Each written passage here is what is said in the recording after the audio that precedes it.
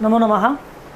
प्यारे विद्यार्थियों, आज हिंदी विषय की इस कक्षा में हम कक्षा 7वीं पाठ संख्या 15 अन्नदाता कृषक पाठ का अभ्यास कार्य का शेष भाग पूरा करेंगे।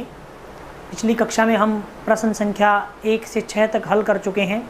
प्रश्न संख्या 7 और उससे आगे का अभ्यास कार्य आज हम करेंगे। सभी बच्चे अपना स्वमूल्यांकन करेंगे इस वीडियो को देख करके, तो सभी बच्चे ध्यानपूर्वक सुनें और देखें। देखिए, 7वां प्रश्न था। 6 प्रश्न हम हल कर चुके हैं। 7वां प्रश्न है, इसमें आओ दोहराएं। ये वे उपविषय हैं जो हम पिछले पाठों के माध्यम से पढ़ चुके हैं। नीचे दिए गए शब्दों में उचित स्थान पर रेफ लगाइए। रेफ का अर्थ है बच्चों र, यानी र का उचित प्रयोग कीजिए। प्रश्न संख्या 7 में देखेंगे, सबसे पहले लिखा है आशीर्वाद, तो ये आएगा बच्चों आशीर वा के ऊपर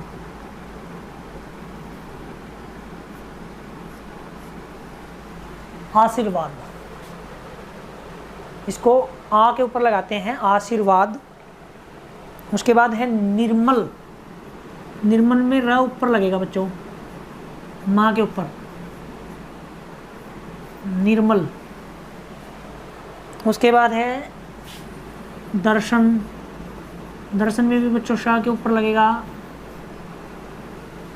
और धर्म माँ के ऊपर। और स्वर्ग, स्वर्ग में ग के ऊपर। और अंतिम है वर्षा, वर्षा में आ के ऊपर। तो यहाँ ध्यान रहे, जब हम रेफ का प्रयोग सर पे करते हैं, किसी वर्ण के ऊपर मात्रा का प्रयोग करते हैं, तो र जिस वर्ण से पहले उच्चारण की जाती है वहाँ पर उसके सर पर र का चिन्ह लगाया जाता है। र का जो चिन्ह है, जो मात्रा है, वो उस वर्ण के ऊपर लगाई जाती है जिससे पहले उसका उच्चारण हो। उदाहरण के लिए जैसे हम ले लें निर्मल। निर्मल में हम र का जो उच्चारण है वो म से पहले है, इसीलिए म के ऊपर प्रयोग होगा र। ये ध्यान रहे। जब पाँव में जोड़ते हैं तो जिस वर्ण के पाँव में जोड़ते हैं उसके बाद उसका प्रयोग होता है, उच्चारण होता है। जैसे क्रम, क्रम में क के बाद र आएगा, इसीलिए पाँव में र है। और जब हम लिखेंगे कर्म, तब म से पहले र की आवाज़, इसीलिए म के ऊपर र का प्रयोग होगा। तो ध्यान रहे। नीचे दिए गए शब्दों में से 8वां प्रश्न है, संज्ञा, सर्वनाम और विशेषण शब्द छांट कर लिखिए। प्रश्न संख्या 8 लिखेंगे। 8 में संज्ञा पद, सर्वनाम, तीसरा है बच्चों विशेषण।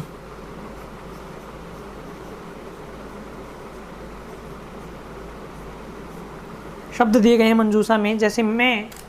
अब मैं क्या है, देखो विशेषण नहीं है, संज्ञा नहीं है, मैं क्या है, सर्वनाम। सर्वनाम के नीचे लिखेंगे। उसके बाद है हल। अब हल क्या है, हल जो है नाम है, इसीलिए संज्ञा के नीचे लिखेंगे। अगला है मंदिर। अब मंदिर क्या है, ये भी नाम है, तो मंदिर भी संज्ञा के नीचे लिखेंगे। शीतल का अर्थ होता है ठंडा, तो ठंडा क्या है, किसी की विशेषता है। जैसे शीतल पानी, शीतल जल, तो शीतल जो है वो विशेषण के नीचे लिखेंगे। और अपना, ये सर्वनाम है, संज्ञा के स्थान पर इसका प्रयोग है। और अंतिम है पंच। पंच का मतलब है यहाँ 5, तो ये भी विशेषण है, संख्यावाची विशेषण है, तो ये विशेषण के नीचे लिखेंगे। ये है आपका प्रश्न संख्या 8। प्रश्न नंबर 9 देखेंगे। 9 में है, नीचे दिए गए वाक्यों में मोटे काले शब्दों को विलोम शब्द छांट कर रिक्त स्थानों की पूर्ति कीजिए।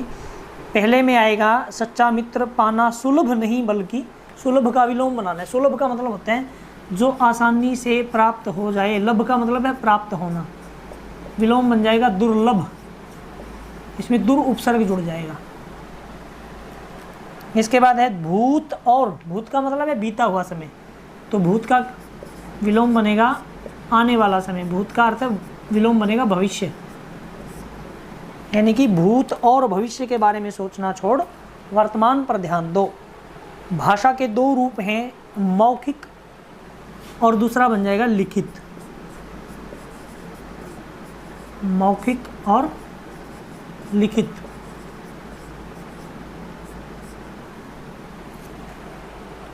कुछ मजदूर मालिक का विरोध कर रहे थे तो कुछ समर्थन कर रहे थे। विरोध का उल्टा बन जाएगा विलोम समर्थन।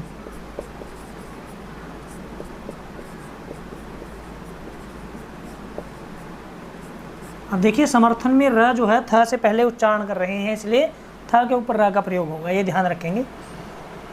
और अंतिम है इसमें हमें संचय की नहीं बल्कि त्याग की भावना। संचय का मतलब होता है इकट्ठा करना, संचयन, और इसका विलोम बन जाएगा त्याग, त्याग की भावना रखनी चाहिए।